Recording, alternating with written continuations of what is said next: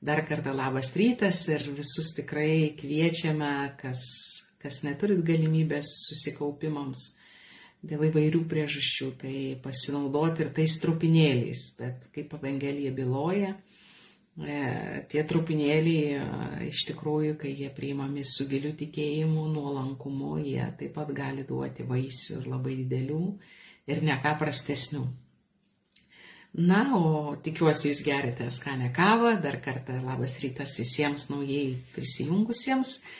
Ir šiandienos išties skaitinys iš Ozėjo knygos ir Evangelija iš Luko Evangelijos išties labai įstabus. Nežinau, ar jūs turėjote laiko, bet šiandien norėtųsi paskaityti jums, galbūt dar jūs gražiai drybsote lovoje arba sofoje ir dar pabudinėjate, tai norisi jūs pasveikinti su Dievo žodžiu. Iš Ozėjo knygos 6 skyriaus. Eikime, grįžkime pas Viešpatį, nes tai jis mūsų sudraskė, jis ir išgydys, jis mūsų sužeidė, jis ir sutvarstys. Po 2 dienų jis mūsų atgaivins, 3 dieną jis mūsų prikels, kad būtume gyvi jo artume. Pažinkime, verškimės pažinti Viešpatį. Tikrai jis ateis pas mus, kaip tikrai ateina aušra. Jis ateis pas mus kaip lietus, kaip vėlyvieji lietus, pagirdantis žemę. Ką man daryti su tavimi, Efraimai? Ką man daryti su tavimi, Judai? Judviejų meilė kaip rytmečio debesis, kaip anksti krentanti rasa. Todėl skaptuosiu juos savo pranašus, žudysiu savo lūpų žodžiais ir mano nuosprendis nutviks kaip šviesa. Aš noriu ištikimos meilės, o ne aukos. Ir Dievo pažinimas man mielesnis negu deginamosios aukos. Štai koks tekstas, jo kontekstas yra dėl,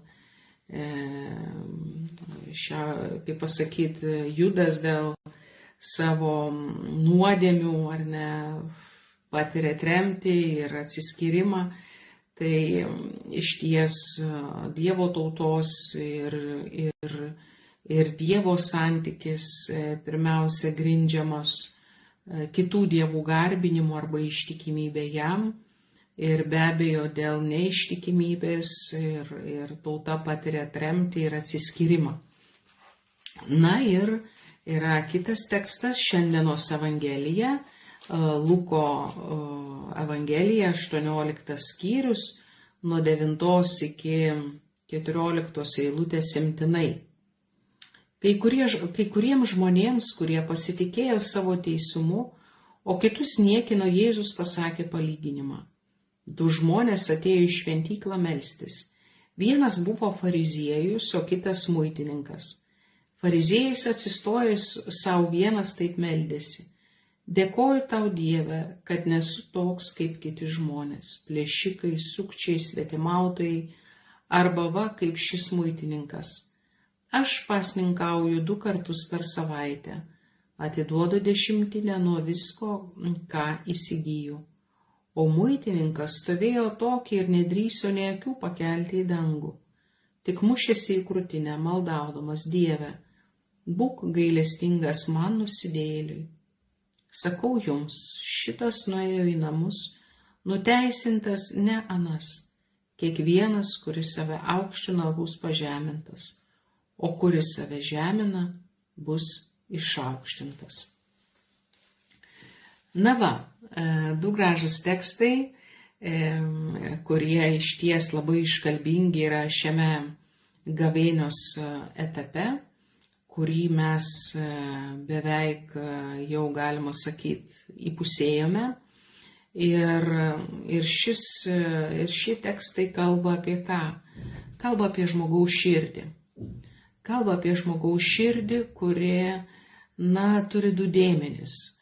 Ir vieną dėmenį, kuris alksta ir trokšta vieno Dievo ir vienintelio Dievo ir jį garbinti ir šlovinti. Ir tai, kas rašoma Ozėjo knygoje, kurioje žmogus savo širdyje išgyvena raginimą vėl iš naujo atsigręžti Dievą ir atsižadėti nuodėmės. Ir tai kalba apie grįžimą prie Dievo, tai paralelė yra su prisikėlimu. Trečią dieną jis mus prikels, kad būtume gyvi jo artume. Ne, tai kitaip tariant, atgaila ir atgailos kelias dovanoja išgrynimą, nutyrinimą ir Dievo artumo patirtį, arba kitaip tariant, Dievo karalystės patirtį jau čia žemėje, pilnatvės patirtį. Ir Ozėjas kalba apie tai, kad ir kas man iš tavo darbų, jei tavo širdis yra užkietėjusi, jei tavo širdis yra išdidi.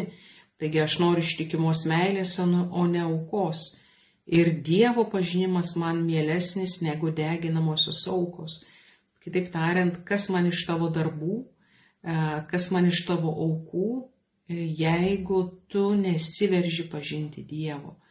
Jeigu tu neatsiveri tai dvasiniai plotmiai, ne tik kad valia pažinti Dievą, bet leisti trykšti tam sielos gelmėje esančiam šaltiniui, kuris nuo sukūrimo momento, už tai, kad mes sukurti pagal Dievo paveikslą ir pažinimą, ieškom esmės, ieškom gelmės, ieškom susitikimo su būtimi, su egzistencija. Tai ir čia kalbama apie tikrą pažinimą ir apie tikrus darbus, iš kur ir kaip jie turi kilti. Tikri darbai ir gailestingumo darbai kyla iš Dievo pažinimo. Ne, tai ir kitas tekstas taip pat be galo yra susijęs ir su Ozėjo knyga. Tai apie tų žmonės ir apie fariziejų, kuris žino raštus, kuris turi pažinimą, išorinį raktus, pažinimo raktus, turi išsilavinimą, bet kurio širdis yra toli, nuo esmės, kitaip tariant, jo širdis nėra sugrūdusi ir nuolanki, nes jis yra išdidus.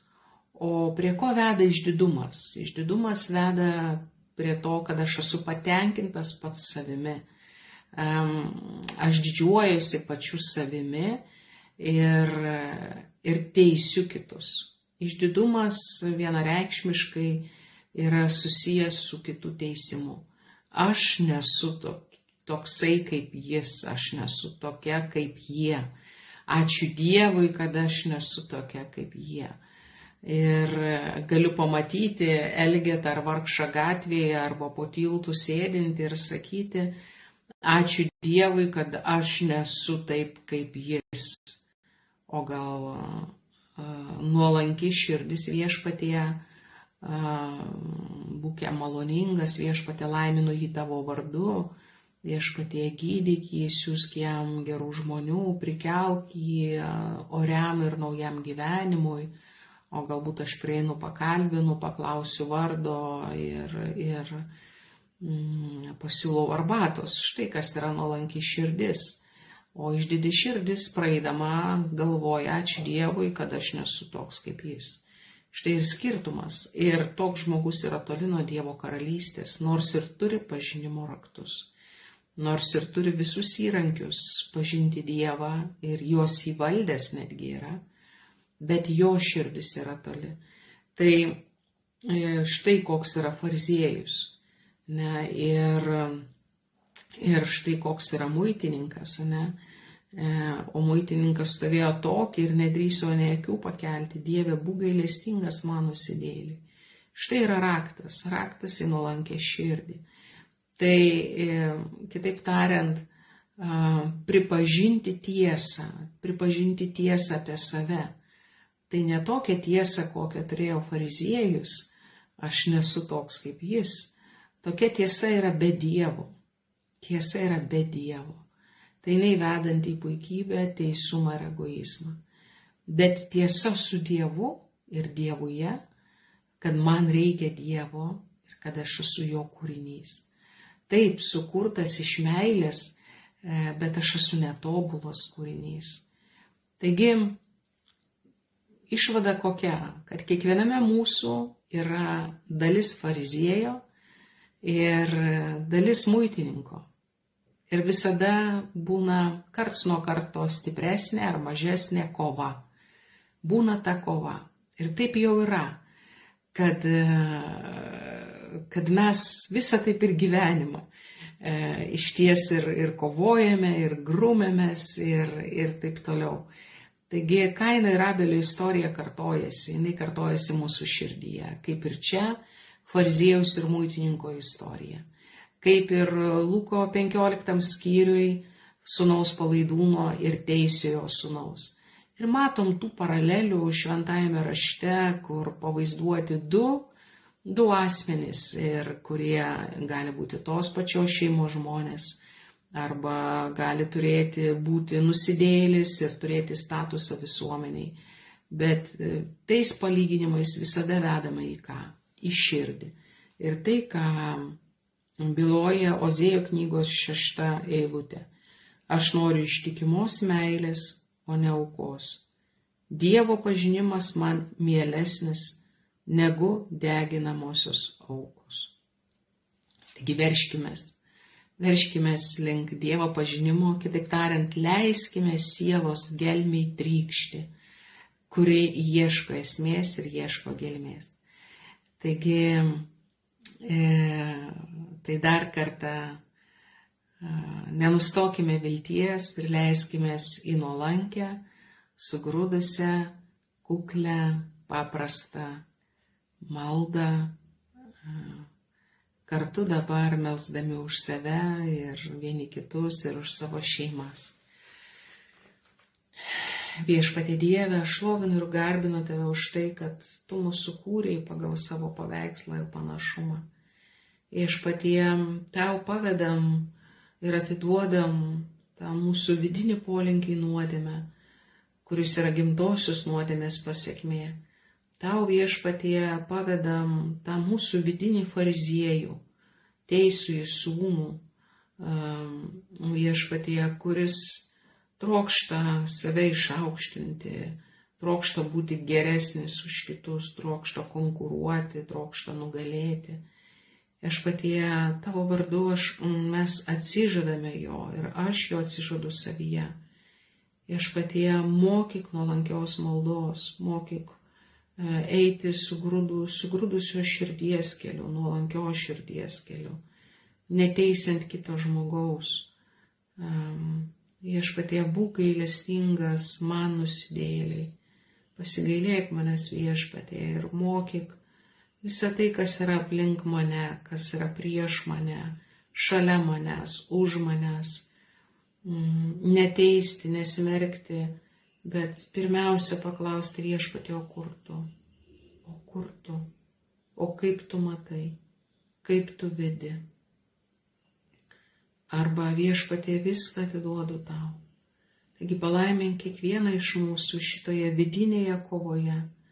Ir Tu, Viešpatie, kovok šitą kovą mumise, grynink mūsų širdį, kad mūsų siela verštųsi link Tavęs, link Tavo pažinimo ir Tavęs garbinimo. Palaimink kiekvieną dabar čia prisijungusi gyvai ir tuos, kurie žiūrės šį įrašą, ir jų šeimas. Garbė Dievui Tėvui ir Sūnui ir Šventai Dvasiai, kai buvo pradžioje, dabar ir visados ir per amžius. Amen. Tai dar kartą visiems palaiminto šeštadienio ir savaitgalio. Žinau, kai kas jau šiltnamiuose sėjate, ir gal mano sesės irgi Lietuvoje sės ridikus, salotas ir taip toliau. Taigi ruošiamės pavasariui, daiginsime, tai išties gražus etapas, kuris laukia, ir taip pat tas prisikėlimas mūsų širdyse. Tai visiems jums sveikinimai iš Romos ir laukiame jūsų gavėnios rekolekcijų vakaruose.